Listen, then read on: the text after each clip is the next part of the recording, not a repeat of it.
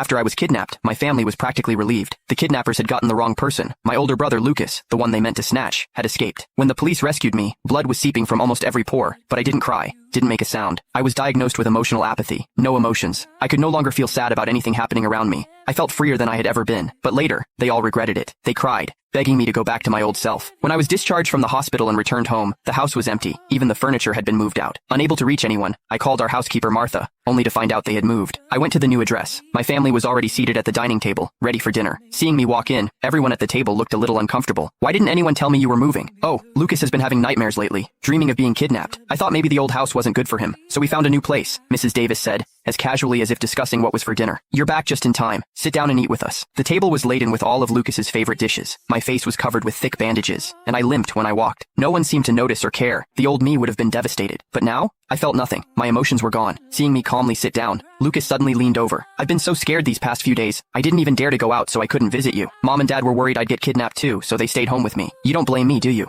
Before I could say a word, Mr. Davis quickly jumped in. Come on, Hyman, it's not that serious. You two are brothers. You should cut each other some slack. I didn't know how to react. I was the one who was kidnapped. Lucas laughed heartily. Hey, I just didn't want him to overthink it. Hyman has always been so independent, much braver than me. I really envy people with courage, he said, picking up a shrimp and placing it in my bowl. I silently put down my fork. I'm allergic to shrimp. No one at the table remembered. No one. My name is Hyman. My older brother's name is Lucas. No doubt about it, we're biological brothers. An old fortune teller once told my parents that I had a difficult fate and shouldn't be raised by them. So, they sent me away to live with my distant grandparents in a remote town. All those years, they barely visited me. They only brought me back after my grandparents passed away. I came home filled with hope, but I quickly realized this house wasn't for me. The day I was kidnapped, Lucas insisted on taking a deserted alley. After a few steps, he claimed he needed to find a restroom and told me to wait right there for him. After that, I lost consciousness. I'll never forget those memories. Damn it, a worthless piece of trash. The kidnappers' fists landed on me, blow after blow, venting their rage. They had mistaken me for Lucas. They had kidnapped the wrong person. My family refused to pay my ransom, so they wouldn't get a single dime. I was starved for 3 days, tortured for 3 days. My throat was raw. I couldn't even scream anymore. When the police burst in, the kidnappers were about to strip me. Blood blurred my vision, but I still strained to open my eyes, looking behind them.